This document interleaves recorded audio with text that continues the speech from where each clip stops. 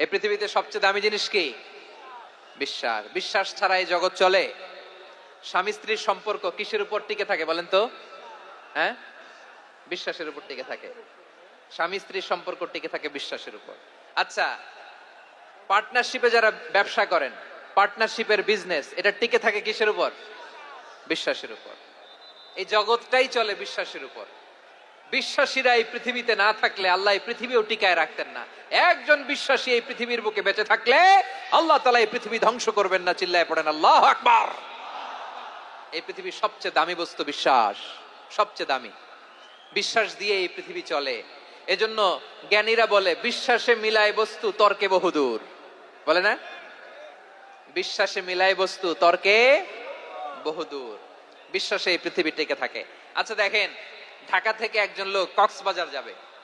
প্রিয় ময়মনসিংহবাসী আওয়াজ করে বলেন, কই যাবে? ডবল ডেকার বাস আছে না, যেগুলোতে ঘুমায় ঘুমায় যাওয়া যায়।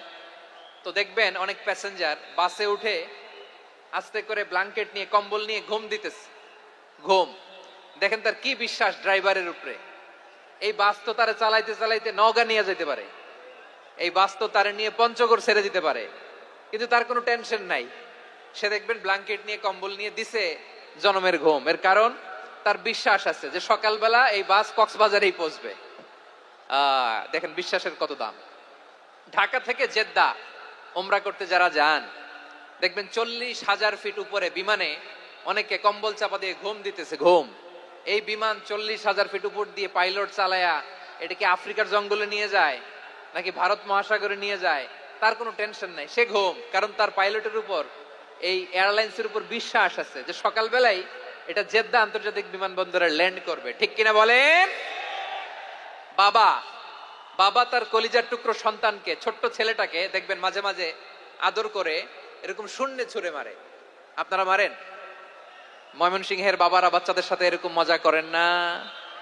তো উত্তর দেন না কেন? আপনারা করেন? বাবা তার সন্তানকে, ধরেন ছোট্ট মেয়েটাকে আদর করে কোলে তুলে এরকম শূন্যে ছুঁড়ে মারে। তো মেয়েটাকে শূন্যে ছুঁড়ে মারলে দেখবেন মেয়েটা খিলখিল করে হাসে, খিলখিল করে হাসে। ও যদি নিচে পড়ে ওর হাতও ভাঙবে, পাও ভাঙবে, তারপরেও হাসে। কেন হাসে? কারণ মেয়েটার বিশ্বাস আছে যে আব্বু আমারে ছাড়বে না, আব্বু আমাকে ঠিকই ধরে ফেলবে। চিল্লায় বলেন ঠিক কি না? ও আমার প্রাণের ময়মনসিংহের ভাইরা, এই জমিন চলে বিশ্বাসে। বিশ্বাস এই পৃথিবীর সবচাইতে দামি সম্পদ। এজন্য একজন বিশ্বাসী জমিনের মধ্যে বেঁচে থাকলে এই জমিনের উপর আল্লাহ প্রলয়ঙ্কারী কিয়ামত দিবে না। এজন্য আল্লাহ বললেন ওয়াল মুমিনিনা ওয়াল মুমিনাতি, বিশ্বাসী পুরুষ এবং নারীকে আমি আল্লাহ বড্ড ভালোবাসি।